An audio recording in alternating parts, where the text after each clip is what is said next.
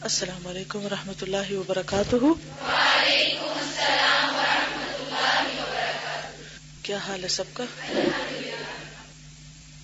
نحمده ونصلی علی رسولہ الکریم، اما بعد فاعوذ باللہ من الشیطان الرجیم، بسم اللہ الرحمن الرحیم، رب اشرح لی صدری ویسر لی امری واحلل عقدۃ من لسانی یفقہوا قولی۔ امام احمد اپنی مسند میں حضرت قیس بن ابی حازم کی روایت نقل کرتے ہیں کہ حضرت ابو بکر صدیق رضی اللہ عنہ نے فرمایا، لوگو تم ہمیشہ اس آیت کی تلاوت کرتے ہو اور بے محل اس کا حکم چلاتے ہو۔ بے محل یعنی بے موقع۔ آیت ہے یا ایھا الذین آمنوا علیکم انفسکم لا یضرکم من ضل اذا اہتدیتم، سورۃ المائدہ آیت 105۔ اے ایمان والو تم اپنی خبر رکھو، جب تم راہ راست پر ہو تو کوئی بھی گمراہ ہوا کرے تمہیں نقصان نہیں پہنچائے گا۔ میں نے رسول اللہ صلی اللہ علیہ وسلم کی زبان مبارک سے یہ سنا ہے، ان الناس اذا رأوا الظالم فلم یأخذوا علی یدیہ، وفی لفظ اذا رأوا المنکر فلم یغیروہ اوشک ان یعمہم اللہ بعقاب من عنده، مسند احمد۔ جب لوگ دیکھیں کہ ظالم ظلم کر رہا ہے، امیجن کریں آپ نے کسی کو دیکھا کہ وہ دوسرے پر ظلم ڈھا رہا ہے، کیا خاندانوں کے اندر ایسے لوگ ہوتے ہیں یا ویسے بھی، پھر بھی وہ اس کا ہاتھ نہیں پکڑے، یعنی بیچ میں نہ آئے، اسے روکے نہیں، منع نہ کرے۔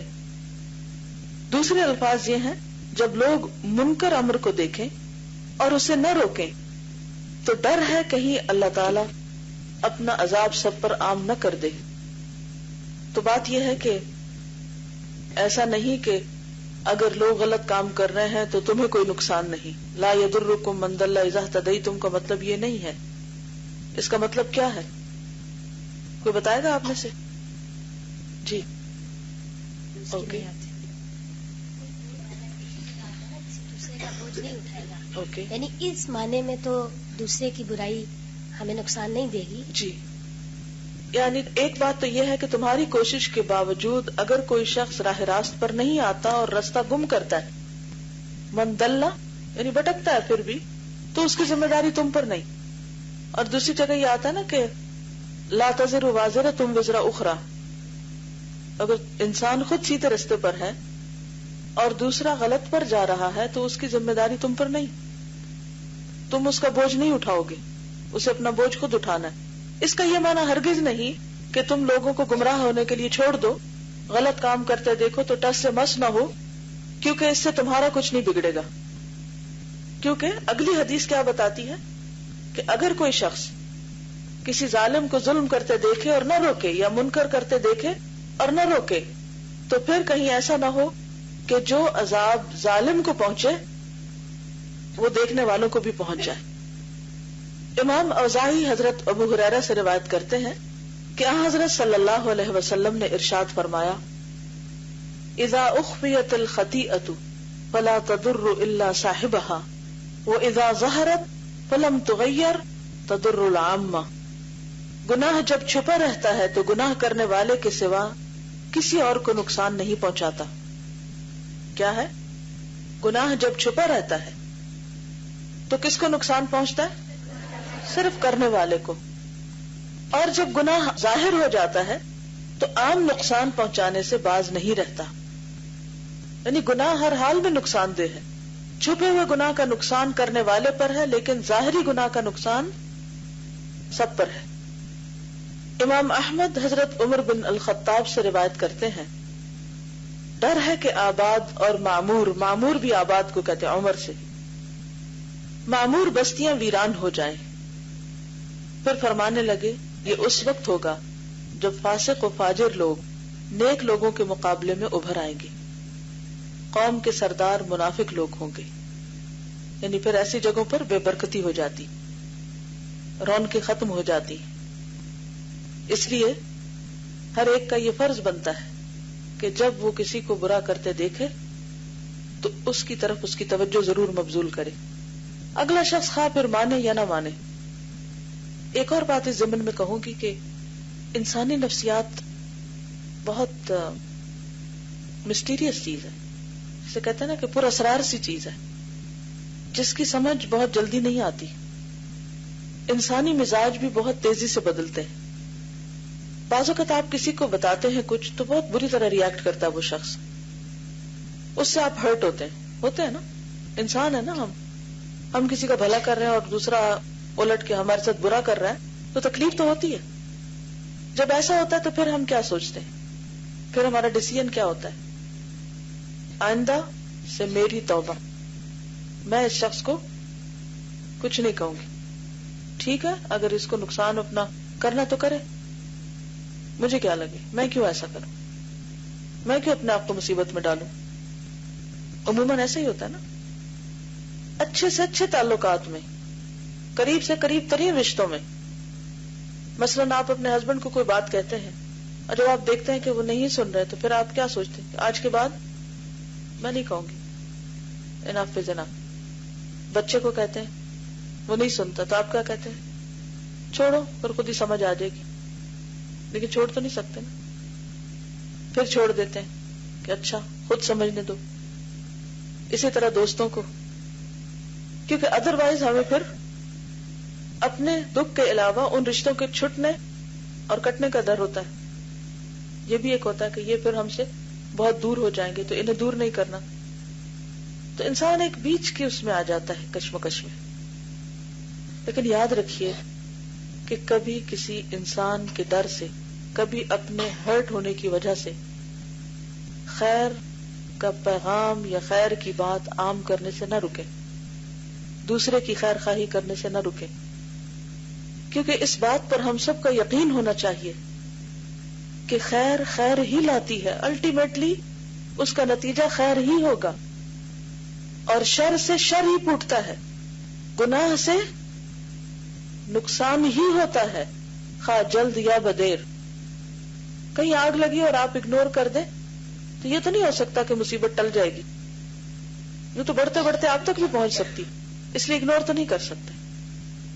جہاں تک انسانی نفسیات کی بات ہے تو وقتی طور پر جب لوگ ریئیکٹ کرتے ہیں نا تو بھی آپ یہ نہ سمجھے کہ انہوں نے سنا نہیں، یہ انہیں فائدہ نہیں ہوگا. ایک وقت آئے گا کہ وہ ریئلائز کریں گے کہ آپ ان کی خیر خواہی کر رہے تھے اور وہ اس کو مانیں گے، اور پھر وہ آپ کے شکر گزار بھی ہوں گے، چاہے وقتی طور پر انہیں برا لگے.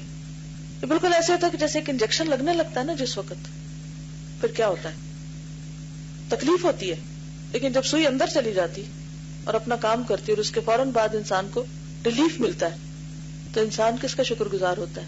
سوئی چبھونے والے کا. انجیکشن لگانے والا نہیں کہوں گی، سوئی چبھونے والے کا.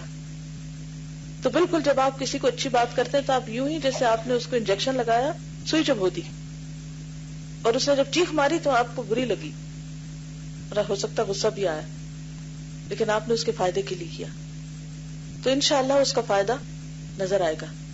پھر اسی طرح آپ دیکھیں کہ انسان کی فطرت کے اندر اللہ نے خیر کی طلب رکھ دی ہے. بعض اوقات آپ دیکھیں بچے بھوکے ہوتے ہیں لیکن آپ انہیں کھلانا چاہتے ہیں تو وہ کھاتے نہیں بلکہ روتے چلے جاتے ہیں.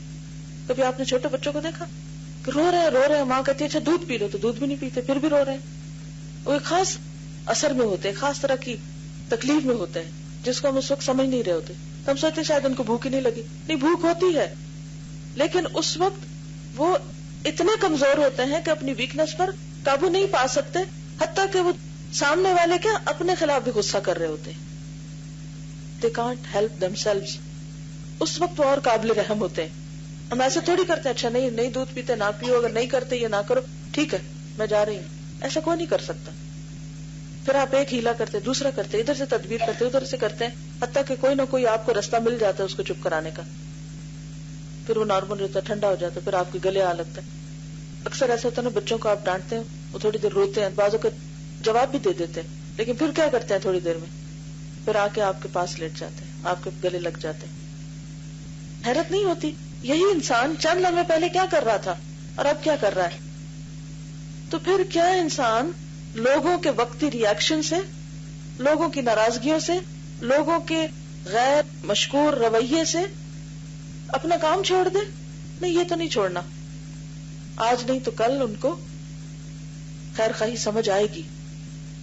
جیسے پیغمبروں نے اپنی قوم کی خیر خواہی کی لیکن قوم نے نہیں مانا، تو جب عذاب سے تباہ ہو گئی تو ایک پیغمبر نے کہا نا کہ وَلَٰكِن لَا تُحِبُّونَ النَّاصِحِينَ، کہ تم خیر خواہی کرنے والوں کو پسند نہیں کرتے. سَتَذْكُرُونَ مَا أَقُولُ لَكُمْ وَأُفَوِّضُ أَمْرِي إِلَى اللَّهِ، ان قریب تم یاد کرو گے، تمہیں سمجھ آ جائے گی جو میں تمہیں کہہ رہا ہوں، لیکن میں اپنا معاملہ اللہ کے سپرد کرتا ہوں، کہ میں تم سے کوئی بدلہ نہیں لیتا، میں تم پہ کوئی ناراض نہیں ہوتا. پیغمبروں کی ساری تاریخ میں آپ دیکھیں، قوموں نے جیسے بھی ریاکٹ کیا انہوں نے آگے سے جواباً کوئی برا ریاکشن نہیں دکھایا.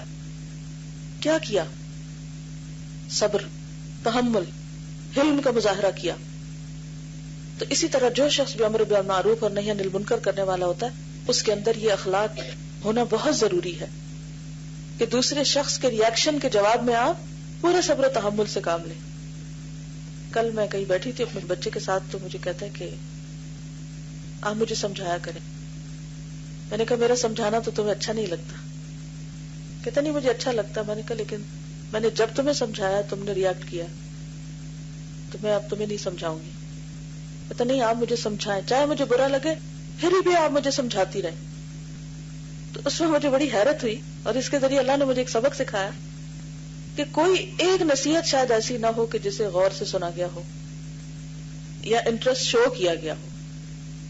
تو ایسے جگہ پر نصیحت کرنا اور ایسے شخص کو سکھانا کس قدر مشکل ہو سکتا ہے کہ جس کو آپ بتا رہے ہو اور وہ جواباً ایسا لگے جیسے سن ہی نہ رہا ہو، اور پھر جب آپ بہت تکلیف اٹھائیں پھر اس کے بعد آپ خاموش ہو جائیں تو پھر بھی وہ شخص چاہے کہ نہیں، چاہے میں قبول نہ کروں لیکن مجھے سمجھا. تو یہ کیا ہے؟ خیر ہے نا اندر، لیکن ہم اسے نہیں لے پاتے، ہم گھبرا جاتے ہیں، ہم پریشان ہو جاتے ہیں اور ہم کہتے ہیں کہ بس اس سے زیادہ نہیں ہو سکتا. یہ چھوڑ تھوڑی دیتے. بچہ اگر کھاتا نہیں ہے تو ماں چھوڑ دیتی ہے، اس کو پتا ہوتا ہے اگر وہ دوا نہیں لینا چاہتا تو ہم چھوڑتے نہیں ہیں. لیکن بچہ اگر نصیحت قبول نہیں کرتا تو ہم کیا کرتے ہیں؟ فوراً چھوڑنے کی سوچتے ہیں. ٹھیک ہے، ہمیں اپنے طریقوں، اپنے رویوں اور اپنے انداز پر ضرور نظر رکھنا ہے. ایک طریقہ، پھر دوسرا، پھر تیسرا، پھر ایک طرف سے، پھر دوسری طرف سے. اب دیکھیں شیطان کیا کرتا ہے. شیطان کیا کرتا ہے؟ ہر طرف سے آتا ہے نا، ہر طرف سے آتا ہے. وہ تو نہیں تھکتا، ہم کیوں تھک جاتے ہیں؟ ہمیں بھی تھکنا نہیں، انتھک محنت کرنی ہے. کوئی پسند کرے یا نہ کرے دوسرے کو اچھی بات بتاتے رہنا. سر پہ سوار نہیں ہونا، کیونکہ حکمت ساتھ ہی ہے.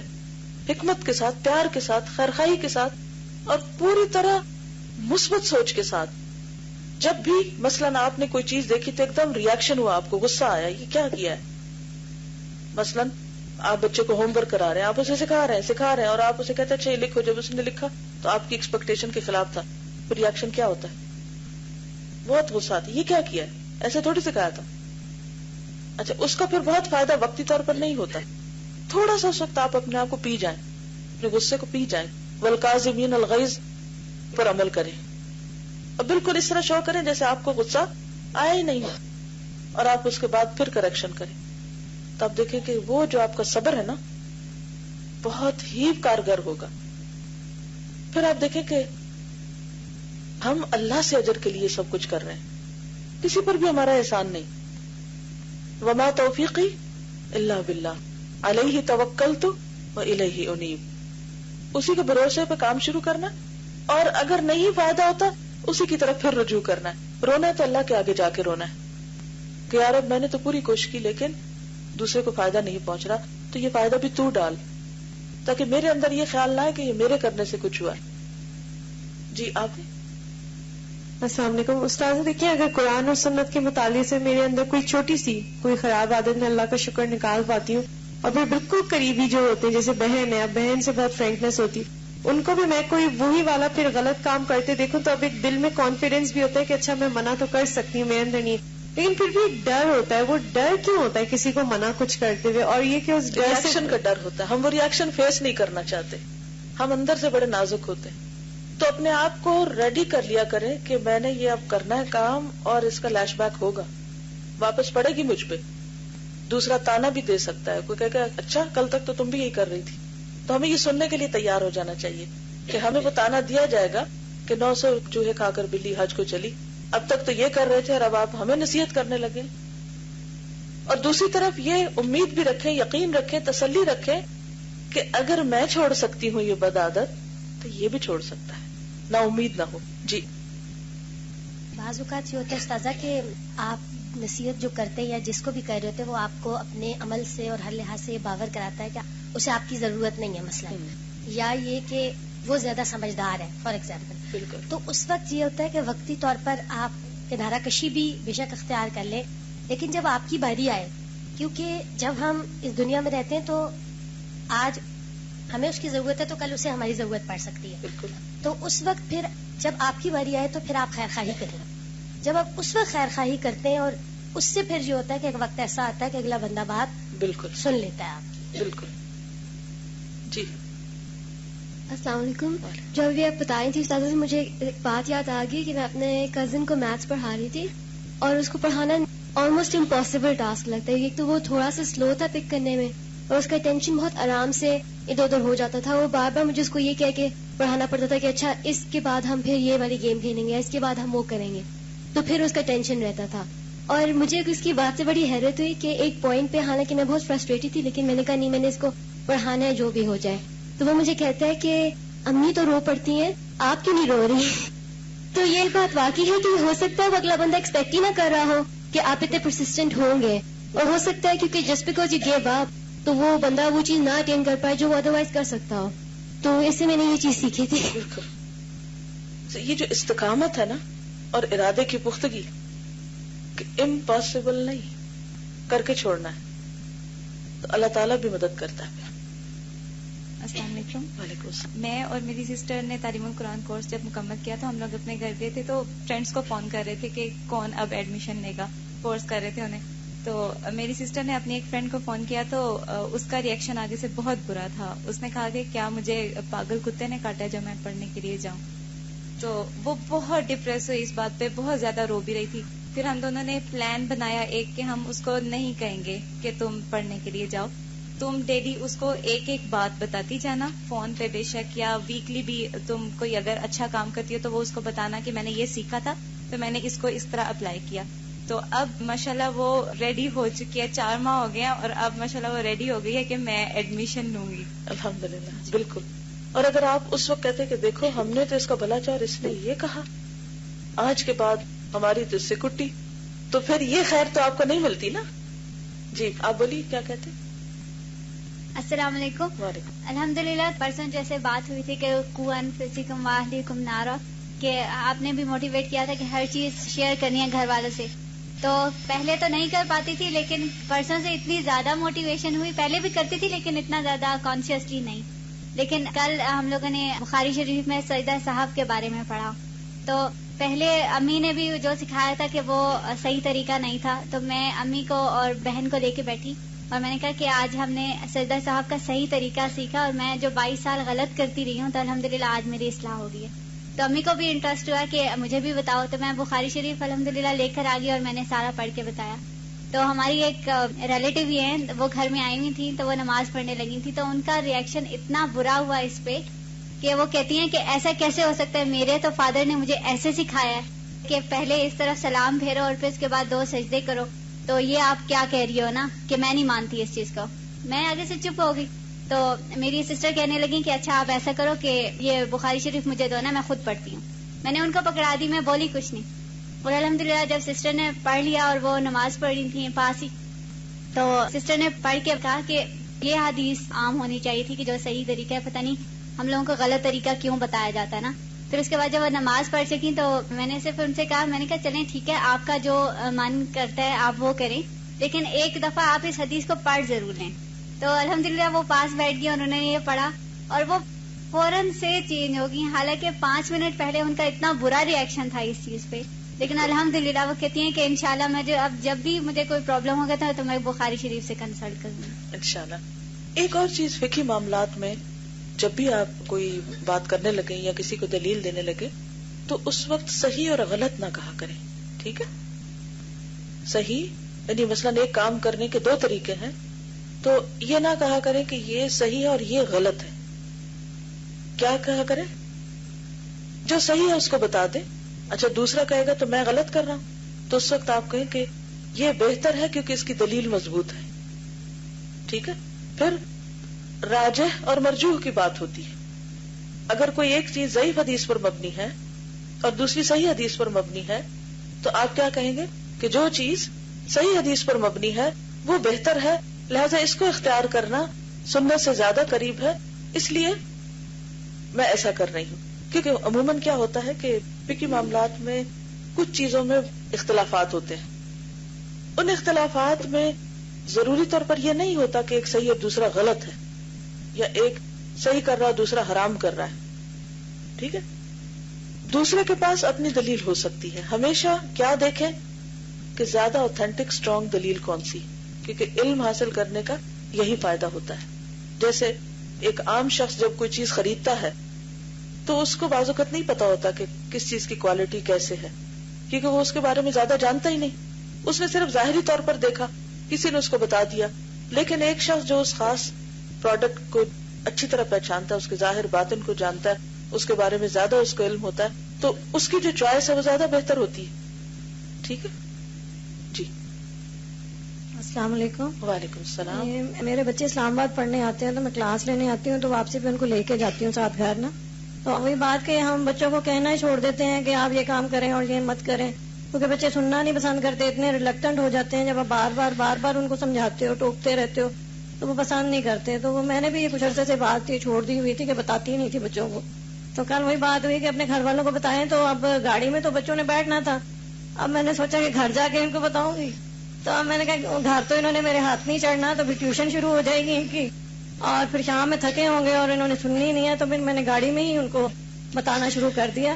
یہ ایک بڑے کام کی بات ہے. آپ سب کو یہ راز کی بات بتائیں کہ اگر کسی سے بھی بات کرنی ہو کہ جو نہ سنتا ہو اور توجہ نہ دے، تو اس کو گاڑی میں سوار ہو کے ساتھ لے چلیں. کیونکہ میں شروع سے بچوں کے ساتھ یہ تربیہ ٹائم رکھتی تھی. اس طرح بچوں کو شوق ہوتا ہے نا، چلو سیر پہ چلیں، چلو آئس کریم کھلا لیں، چلو یہاں لے جائیں وہاں لے جائیں. تھوڑا بہت گھر سے نکال لیا، وہ چھوٹی سی جگہ پہ پھنس جاتے ہیں. اب تھوڑی دیر تو وہ ادھر ادھر ہوتے ہیں، لیکن پھر آہستہ آہستہ بات کرنے لگتے ہیں، پھر سننے بھی لگتے ہیں. تو یہ ایک بہت زبردست طریقہ ہے، اور میں سمجھتی ہوں کہ جو مائیں اپنے بچوں کو اسکول چھوڑ کے آتی ہیں، لے کے آتی ہیں، that is the best time. کیونکہ اس وقت لمبے لمبے ٹریفک کے اشارے بعض اوقات ملتے ہیں، بعض اوقات وہ تھکے ہوئے ہوتے ہیں. تو ان کے ساتھ اگر ان کو کوئی کہانی سنانے لگے، کوئی بھی بات، تو ان کی لسننگ کافی بہتر ہوتی ہے بنسبت اس کے کہ وہ کہیں گھر میں ہوں اور پھر آپ وہ ایک دم اٹھ کے چل پڑیں، یا کوئی اور آ جائے، یا کوئی ٹیلی فون بیچ میں آ جائے، تو وہ پھر اتنی کنسنٹریشن کا ٹائم نہیں ہوتا. تو وہ اسمالسٹ روم ہے تبلیغ کا، جسے آپ تبلیغ اسٹوڈیو کہہ لیں، جس میں آپ اچھی طرح بچوں کے ساتھ بات کر سکتے ہیں. تو اس موقع سے خوب فائدہ اٹھائیں.